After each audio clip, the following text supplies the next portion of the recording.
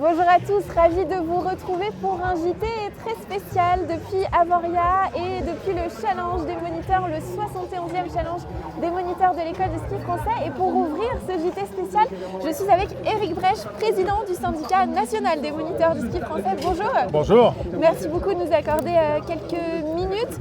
Je le disais, 71e challenge, pourquoi il est toujours aussi important pour les moniteurs? Mais il est incontournable dans la saison d'un moniteur, d'une monitrice des écoles de ski français. C'est la fin de saison, c'est ce qui célèbre un petit peu tout ce qu'on pu faire de chacun dans sa vallée tout au long de la saison, en ski, en snowboard, dans toutes les disciplines, chaque moniteur et monitrice, c'est-à-dire de l'apprentissage, de l'animation, de l'enseignement, et qu'à la fin de l'hiver, on a ça dans notre ADN, c'est-à-dire se confronter. On a pensé beaucoup aux autres, maintenant on pense un peu à nous. C'est le temps de nos rencontres tout à fait sportives, techniques, mais aussi un peu festives, parce qu'à un moment donné, c'est un lieu incontournable en montagne auquel on peut se réunir les uns et les autres. Dans toutes les disciplines, c'est plus de 40 courses, c'est entre 3 000 et 4 000 moniteurs qui sont là chaque année, et c'est intergénérationnel. Et c'est le point d'orgue d'une saison, cette saison qui a été un petit peu particulière par endroits, justement, puisqu'on a la chance de vous avoir. Quel est le bilan pour les moniteurs de l'école de ski? Écoutez, au premier chiffre constaté, c'est une bonne saison positive. Elle a été difficile pour beaucoup d'endroits, auxquels il a fallu sans arrêt s'adapter. C'est ce qu'on a l'habitude de faire. Malgré tout, je félicite l'ensemble des moniteurs, monitrices et des écoles de ski qui ont su à chaque fois adapter pour qu'en fin de compte, ceux qui viennent nous visiter, les clients, en fin de compte, ils s'aperçoivent de rien et qu'on puisse produire ce qu'on a en droit d'attendre de nous, donc c'est-à-dire enseigner le ski. Et ça, c'est très bien. Donc, je pense qu'il y a une atmosphère très conviviale sur ce challenge par rapport au fait de dire, je crois que le devoir a été accompli. Le bilan est plutôt positif alors sur cette saison 2022-2023. Oui, on est légèrement supérieur aux autres années sur les heures travaillées et je m'en réjouis et vraiment je suis un président très fier. Eh bien, merci beaucoup. Je vous propose de rester avec moi puisqu'on va voir un reportage. Vous l'avez dit, ce challenge, c'est une compétition et certains sont vraiment là pour la gagne, comme vous allez le voir dans ce reportage de Sébastien Germain. Aujourd'hui, c'est jour de Team Event et autant vous dire qu'au challenge des moniteurs, on ne rigole pas avec la compétition. Cette 71e édition organisée à Avoria n'échappe pas à la règle cette année, avec pas moins de 3000 moniteurs et monitrices inscrits aux différentes épreuves. Alors on a quasiment toutes les disciplines qui sont représentées, donc du slalom spécial au géant pour les stagiaires, au skieur cross, border cross, le télémark, le ski de fond, le ski de randonnée. On a vraiment du très haut niveau sur toutes les épreuves. Avoria, c'est vraiment l'endroit qui s'y prête le mieux. Le site est idéal, tout est concentré au même endroit. Le bar en neige au pied de tous les stades, donc c'est vraiment central et ça crée une super ambiance et c'est très chouette. Épreuve de l'importance prise par le challenge au fil des années, de plus en plus de membres de l'équipe de France participent ou ont participé à ce rendez-vous devenu aujourd'hui incontournable.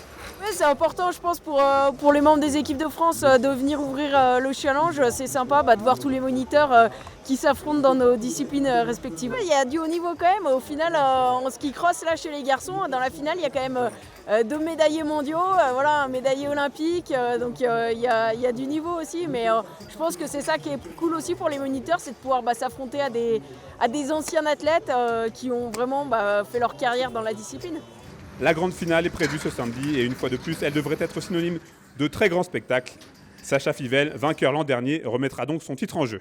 Je me sens moins préparé que l'an dernier, mais voilà, super excité de retrouver cette sensation, ce dossard, le feeling, la foule. C'est vraiment une atmosphère exceptionnelle.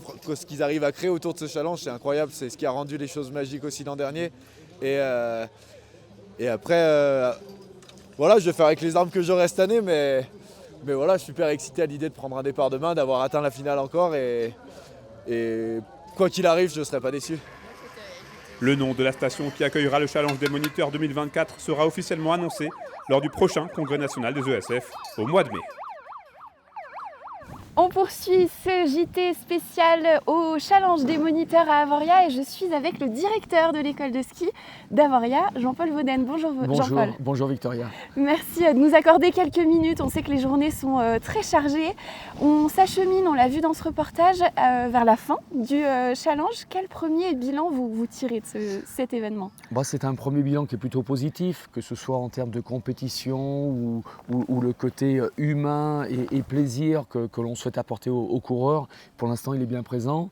En termes de compétition, on a réussi à faire des jolies courses dans des conditions quand même tout à fait correctes, malgré certaines journées un petit peu neigeuses, en l'occurrence hier. Mais on a quand même réussi à faire de très très belles courses pour l'instant, avec des beaux résultats, des coureurs qui sont satisfaits, qui sont heureux, et puis surtout des points de rassemblement, ce côté humain qui ressort et qui fait plaisir à voir.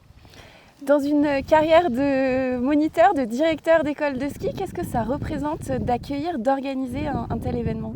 Alors, c'est vrai que ça représente, je dirais, beaucoup de choses dans le sens où c'est vraiment un des points forts d'une carrière de directeur, sachant que tous les directeurs n'ont pas la chance de pouvoir accueillir un challenge, parce qu'on n'est pas tous dans des stations qui nous permettent de le faire, on n'a pas tous des écoles de ski suffisamment importantes pour faire ce genre de choses. Et même nous, à Avoria, où on a une école qui est quand même relativement conséquente, on a vraiment tenu à s'entourer de toutes les ESF du Chablais en général. Donc le Chablais, bien entendu, les Portes du Soleil, on est tous là pour aider aujourd'hui. On a également tous les ski clubs du Chablais et on a bien besoin de tous ces gens-là et d'autres bénévoles qui n'ont rien à voir avec les ESF, qui ont voulu s'impliquer dans l'organisation du challenge. Donc pour l'instant, c'est quelque chose de très positif. Pour vous, dans votre carrière professionnelle et puis personnellement, ça restera, j'imagine, un temps fort ?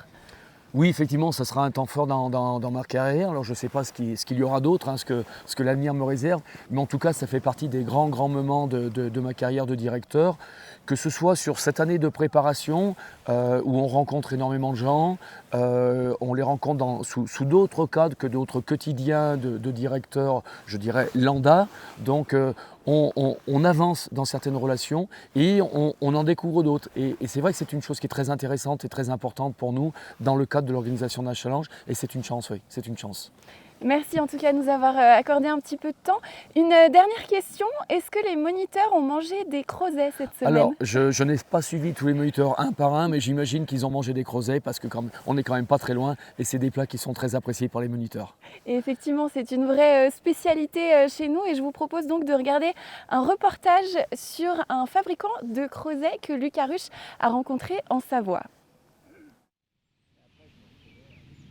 Lassé par sa vie de pisteur secouriste à Méribel, Nicolas Mathieu s'est reconverti il y a 5 ans dans la fabrication de produits sains et surtout locaux.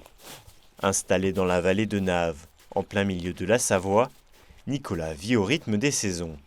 Et à la fin de l'hiver, il récupère de la sève de bouleau, un étonnant liquide aux 1001 vertus. Là, sur cet arbre-là, j'ai mis une jerrycan de 10 litres. Il faut savoir que la jerrycan, certains arbres, ça va se remplir en l'espace de 24 heures. Ils vont faire 10 litres de sève, c'est incroyable, quoi. Tout droit venu des pays nordiques, l'extraction de sève de bouleau est pratiquée depuis des années maintenant dans les vallées savoyardes.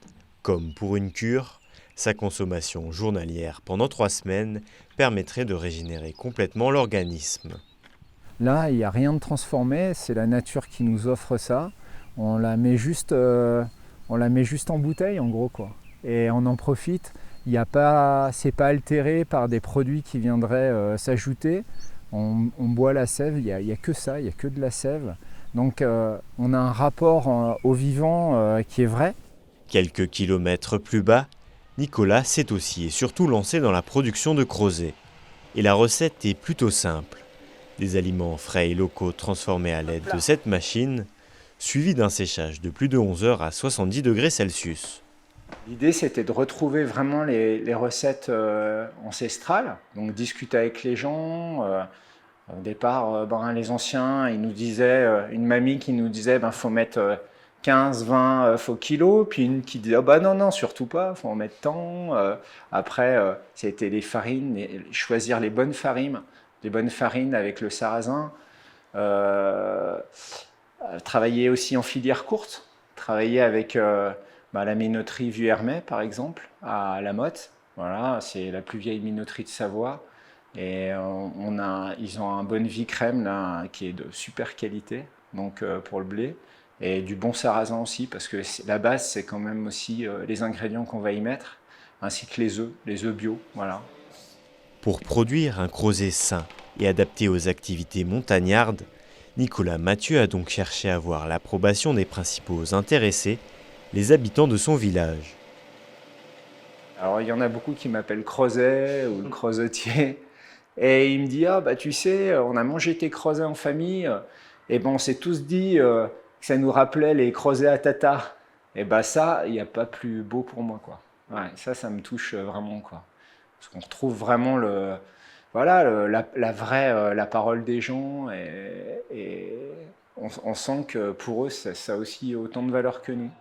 Après les crozets et la sève de bouleau, Nicolas va bientôt se lancer dans une nouvelle aventure, en ouvrant très prochainement avec son épouse l'unique épicerie de la vallée. Nous arrivons déjà à la fin de ce journal spécial à Avoria à l'occasion du challenge des moniteurs. Merci beaucoup pour votre fidélité à l'information sur 8 Mont Blanc. Merci également à Sébastien Germain qui m'accompagnait derrière la caméra. Sébastien que vous retrouverez d'ailleurs lundi pour un nouveau JT. Dans un instant, vous retrouvez Thierry Paulme pour la météo et puis un reportage, un long format qui avait d'ailleurs été tourné ici à Avoria à l'occasion du tournoi international des douanes. Je vous souhaite un excellent week-end et je vous dis à très bientôt sur 8 Mont Blanc.